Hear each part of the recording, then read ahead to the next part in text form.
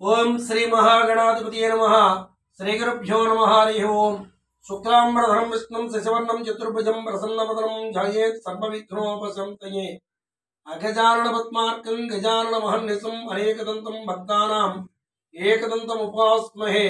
गुरुब्रह्मा गुरुविष्णु गुरुदेवो महेश्वरः गुरु साक्षात् परब्रह्म तस्मै श्री गुरवे नमः। 2025లో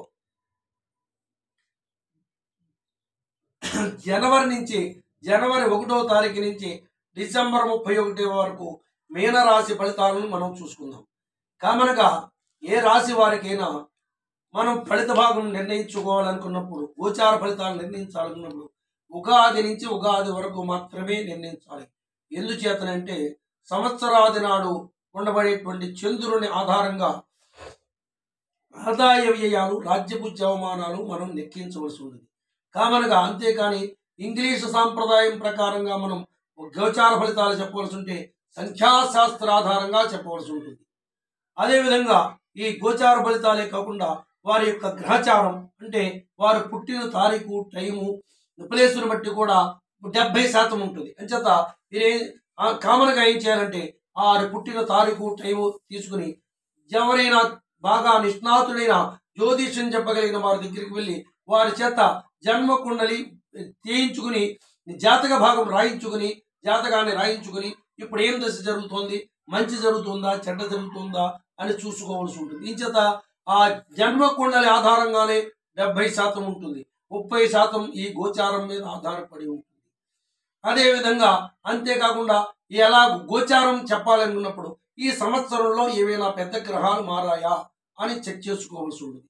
అలా మారినట్టయితే వాటి యొక్క మంచి స్థానానికి వెళ్ళిందా చెడ్డ స్థానానికి వెళ్ళిందా, 4వ తరగతి చెప్తాడా, 8వ తరగతి చెప్తాడా, 7వ తరగతి చెప్తాడా, ఈ వారి గ్రహం అనేది మనం డిసైడ్ చేసుకోవాల్సి ఉంటుంది. ఇప్పుడు ఈ మీనరాశి వారికి ఈ సంవత్సరంలో 4 గ్రహాలు మారినాయి. ఈ 4 గ్రహాల్లో పెద్ద గ్రహాలు 4 గ్రహాలు మారుతున్నాయి. ఈ 4 గ్రహాల్లో ఒకటి గురుడు, మెయిన్ గా రాష్ట్రాధిపతి అయినటువంటి గురుడు, మీనరాష్ట్రాధిపతి అయినటువంటి గురుడు ప్రస్తుతం 3వ ఇంట్లో ఉన్నాడు. 3వ ఇంట్లో ఉన్న గురుడు 4వ ఇంట్లోకి మారుతాడు. అంటే 3వ ఇల్లు మంచివాడి 4వ ఇంట్లోకి అర్ధాష్టమ స్థానం అంటే గృహస్థానంలోకి మారుతాడు. ఇది గృహస్థానంలోకి మారిన గురుడు ఇది ఏప్రిల్ తర్వాత మారుతాడు. ఏప్రిల్ నెలాఖరున మారుతాడు. ఏప్రిల్ నెల వరకు గురుబలం ఉందనే చెప్పాలి. ఏప్రిల్ నెలాఖరు వరకు ఈ మీనరాశి వారికి గురుబలం ఉంటుంది. మీనరాశి వారికి ఏప్రిల్ నెలాఖరు నుంచి ఆ కుటుంబ గృహస్థానంలోకి వెళ్తాడు కనుక అర్ధాష్టమ గురుడు అవుతాడు కనుక ఈ గురుడు గురుబలం లేదని చెప్పవలసి ఉంటుంది. అలాగే అదేవిధంగా ఈ సంవత్సరంలో రఫ్గా ఏప్రిల్ నెల చివరిలోనే రాహు కూడా మారుతున్నాడు. అంటే ఇప్పుడు ఎట్ ప్రెజెంట్ జన్మస్థానంలో ఉన్నాడు. ఆ జన్మస్థానంలోంచి 12వ ఇంట్లోకి మారుతాడు. ఈ రాహుకేతులు వెనక్కి తిరుగుతారు. అందరూ సవ్యంగా తిరుగుతారు అంటే మిగతా 7 గ్రహాలు, ఈ 2 గ్రహాలు మాత్రం అపసవ్యంగా తిరుగుతాయి. ఈ రాహు వెనక్కి తిరుగుతాడు కనుక 1వ ఇంట్లోంచి 12వ ఇంట్లోకి మారుతాడు. ఏ రాహు అవుతాడు, ఈ రాహు అవుతాడు. ఇది కూడా చాలా మైనస్. ఏ జన్మస్థానం కంటే కూడా ఏ స్థానంలో చాలా మైనస్. అదేవిధంగా శని ఆల్రెడీ ఏళ్ళనాడు శని ఉండనే ఉంది వీరికి. అప్పుడే ఈ ఏప్రిల్ ఆఖరికి 2.5 సంవత్సరాలు అయినట్టు అవుతుంది. ఇంకా 5 సంవత్సరాలు ఉంటుంది వీరికి. ఈ 12వ ఇంట్లోంచి 1వ ఇంట్లోకి మారుతాడు. ఈ ఏళ్ళనాడు శని ఉండనే ఉంది. అంచేత కేతు ఒకడు మంచివాడవుతాడు. ఏప్రిల్ నెలలో కేతువు 7వ ఇంట్లోంచి 6వ ఇంట్లోకి మారుతాడు కనుక పాపగ్రహం, పాపస్థానం మంచిది కనుక 6వ ఇంట్లోకి మారుతాడు. కేతు ఏప్రిల్ నెల తర్వాత 6వ ఇంట్లోకి మారుతాడు కనుక కేతు ఏప్రిల్ నెల తర్వాత మంచివాడవుతాడు. కామన్గా ఈ ముందే చెప్పాను, ఈ సంవత్సరం న్యూమరాలజీ ప్రకారంగా ఇంగ్లీష్ ఆధారంగా ఇంగ్లీష్ సంవత్సరాలని ఆధారంగా రాశి ఫలాలు నిర్ణయించాలన్నప్పుడు న్యూమరాలజీ ఆధారంగా చెప్పవలసి ఉంటుంది. ఈ రాశి వారికి 3, 12, 21 తేదీతో కూడిన గురువారం శుభప్రదం. ఏదైనా మంచి పని ప్రారంభించుకోవాలన్నప్పుడు ఈ కాంబినేషన్లో ఏ నెలలైనా వచ్చిందేమో చూసుకుని 3, 12, 21 తేదీతో కూడిన గురువారం అదృష్టమైన రోజు కనుక ఆ రోజుని ఏదైనా అప్లికేషన్ పెట్టాలన్నా, ఏదైనా కొనుగోలు చేసుకోవాలన్నా, ఏదైనా పని ప్రారంభించాలన్నా ఆ 3, 12, 21 తేదీతో కూడిన గురువారం మంచి రోజు. అదేవిధంగా 6, 15, 24తో కూడిన శుక్రవారం వీరికి అంత అదృష్టమైన రోజు కాదు. వ్యతిరేకమైన రోజు 6/15/24 అని చెప్పాలి. అంచేత ఈ రోజుల్లో ఏదైనా ప్రారంభించవలసి ఉంటే కొంచెం పోస్ట్ పోన్ చేసుకోవడం మంచిది. ఓవరాల్ గా ఈ సంవత్సరం మొత్తం మీద చూసినట్టయితే ఈ మీనరాశి వారికి మాటు గురుడు మారిన తర్వాత ఈ గురుడు మారకమున్న ఏప్రిల్ నెలకు ముందు కానీ ఏప్రిల్ నెల తర్వాత కానీ ఓవరాల్ గా చూసినట్టయితే మీనరాశి వారికి గ్రహస్థితి మంచిగా లేదనే చెప్పవలసి ఉంటుంది. ఏం చేతంటే అటు అర్ధాష్టమ గురుడు రాహు ఏలో ఉంటాడు. ఈ రాహు వల్ల ఏమవుతున్నాయి అంటే చిగురు దాకా తీసుకొస్తాడు పని. ఆ చిగురుని పని అయిపోతుంది, కలెక్టర్ గారు సంతకం పెడతాడనగా ఆ పని ఆగిపోతుంది. అలాగా ఇది ఏమవుతుందంటే ఏ రాహు వల్ల ఏప్రిల్ నెల తర్వాత కూడా రాహు ఏలో ఉండడం ఆయన పాపగ్రహం కదా, అన్నెసరీ ఆరోగ్య రీత్యా వాటి రీత్యా అన్నెసరీ ఖర్చులు ఎక్కువ అవుతూ ఉంటాయి. అదే విధంగా ఏలినాడు శని కూడా ఉంది కనుక వీరు అతీతమైన దైవారాధన చేయవలసి ఉంటుంది. అంటే ఇక్కడ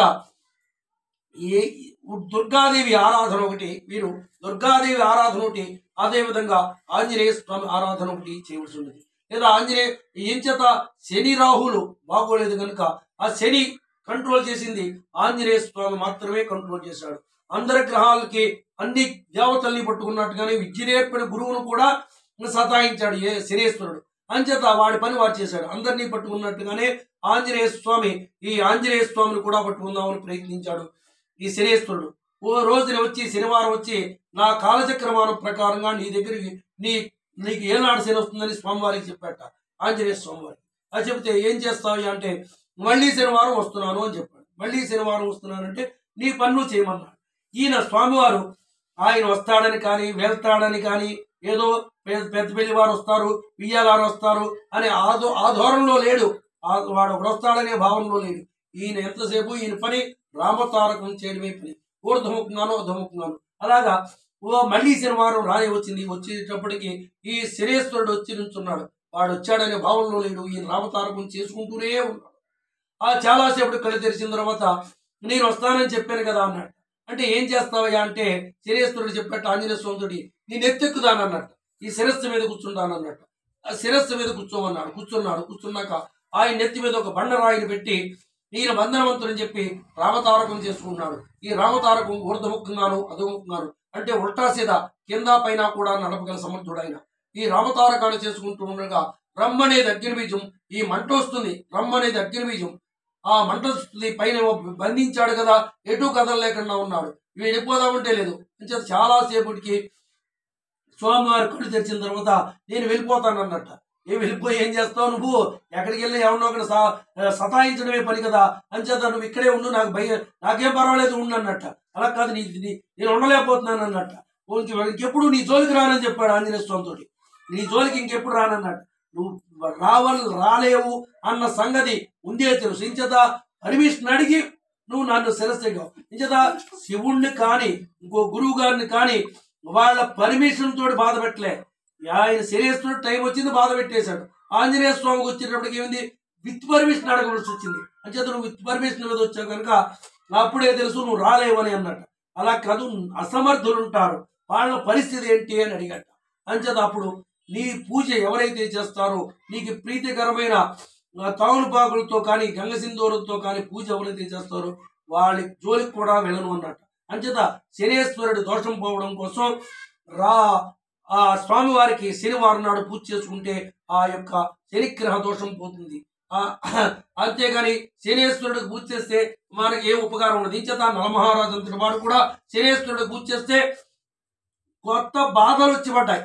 శని దోషం పోకపోగా ఆయన కురీపు కింద అయిపోయాడు. షట్చక్రవర్తుల్లో ఒకడైనటువంటి నలమహారాజు కురూపు కింద మారిపోయాడు. అంచేత ఈ శని దోషం పోవడానికి ఈ శని ఆంజనేయ స్వామిని మాత్రమే పూజ చేసుకోవాలి. ఇంకా రాహుకి వచ్చేటప్పటికి రాహుని కాదు వాళ్ళ అమ్మను కూడా ఈ ఆంజనేయ స్వామి కంట్రోల్ చేశాడు. రాహునేటి వాళ్ళ అమ్మని. ఏం చేద్దా మీకు అందరికీ తెలుసు. వాళ్ళ అమ్మను ఎలా కంట్రోల్ చేశాడు అంటే లంకా నగరానికి క్షేత్రపాలకురాలు లంకిని ఆవిడ సిమిక అనే రాక్షసి. ఆ సిమిక అనే రాక్షసిని వెళ్తూ ఉండగానే సుందరకాండ 3వ స్వర్గంలో చెప్తాడు. సుందరకాండ 3వ స్వర్గంలో చెప్తాడు. సిమిక అనే రాక్షసిని వెళ్తూ ఉండగానే అక్కడ ఆవిని ఛేదం చేశాడు, శిరచ్ఛేదం చేసి పడేశాడు. అంచేత రాహు తల్లి సిమిక, రాహు తల్లినే ఈయన శిరచ్ఛేదం చేసి పడేశాడు. అంచేత రాహు దోషం పోవడానికి శని దోషం పోవడానికి కూడా ఆంజనేయ స్వామిని ఆరాధన చేసుకున్నట్లయితే ఆ స్వామివారి తమలపాకుల పూజ కానీ గంగసింధూరంతో పూజిత కానీ చేసుకుని స్వామివారిని అనుగ్రహం పొందినట్లయితే.